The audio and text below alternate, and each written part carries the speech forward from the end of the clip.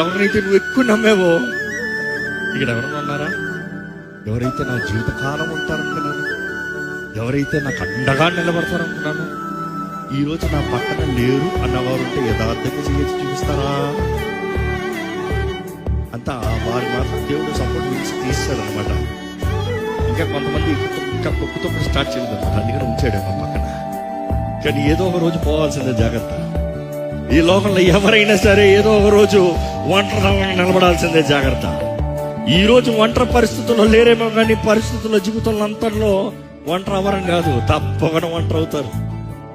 ఎందుకంటే అనేక సార్లు దేవుడు లోయలోకి తీసుకెళ్లి మనుషుని రూపిస్తాడు, లోయలోకి తీసుకెళ్లి మనుషుల్ని నలుపుతాడంట.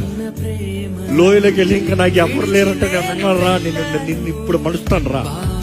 ఎందుకంటే మనుషుడికి అన్ని బాగుంది, దేవుడు మాట విన్నాడు. ఇప్పుడుసార్లు దేవుడు లోయలోకి తీసుకొచ్చినప్పుడు, దేవా నాకు ఎవరు లేరు, నువ్వే దిక్కు ప్రభు అంటే అప్పుడు చెప్తాడంట, అప్పుడు చేస్తాడంట. చూసి